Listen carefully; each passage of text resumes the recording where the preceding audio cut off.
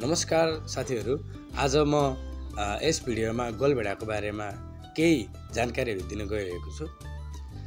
गोलभेडा एक लोकप्रिय फल हो जसलाई तरकारीको रूपमा पनि प्रयोग गर्न सकिन्छ।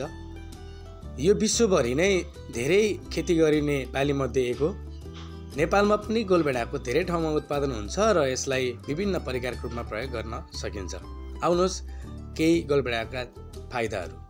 नम्बर 1, भिटामिन सी को राम्रो स्रोत। गोलभेडामा भिटामिन सी प्रशस्त मात्रामा पाइन्छ, जुन हाम्रो रोग प्रतिरोधात्मक क्षमता बढाउन मद्दत गर्दछ। एन्टिअक्सिडेन्टले भरिपूर्ण। यसमा लाइकोपिन जस्ता शक्तिशाली एन्टिअक्सिडेन्टहरू हुन्छन् जसले शरीरलाई फ्री रेडिकलबाट बचाउँछ र क्यान्सर जस्ता रोगहरूको जोखिम कम हुन मद्दत गर्दछ। नम्बर 3, हृदयघात यानि कि हार्ट एट्याक। हृदय स्वास्थ्यका लागि एकदमै राम्रो हुन्छ गोलभेडा। गोलभेडामा पोटासियम र फाइबर हुन्छ जसले रक्तचापलाई नियन्त्रण गर्न र हृदय स्वास्थ्य राख्नको लागि मद्दत गर्दछ।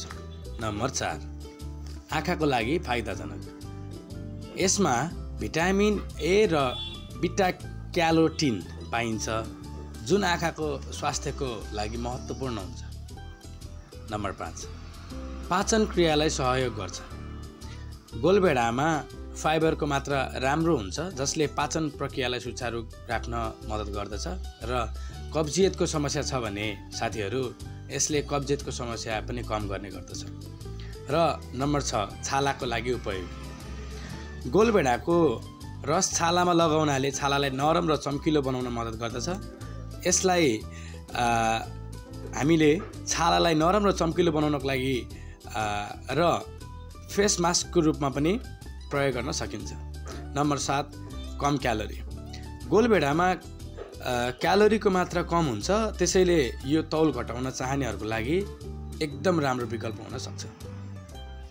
नम्बर 8, विभिन्न परिकारमा प्रयोग। गोलभेडालाई सलाद, सुप, तरकारी, अचार, चटनी, जुस जस्ता धेरै प्रकारका परिकारमा प्रयोग गर्न सकिन्छ।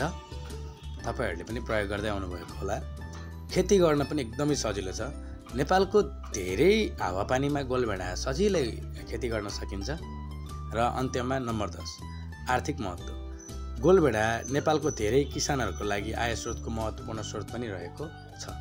र अन्त्यमा गोलभेडा प्रयोग गर्दाखेरि केही कुराहरू ध्यान चाहिँ दिनुपर्ने हुन्छ। ती कुराहरू रहेका छन् जस्तै कतिपय मानिसहरूलाई गोलभेडाबाट एलर्जी पनि हुनसक्छ र अर्को कुरा अम्लीय भएकोले धेरै मात्रामा खाँदा पेटमा समस्या पनि हुनसक्छ। यी थिए केही गोलभेडा सम्बन्धी जानकारीहरू। आशा छ यो जानकारी तपाईँहरूलाई उपयोगी लाग्यो होला। यहाँसम्म भिडियो हेरिदिनु भएकोमा धन्यवाद।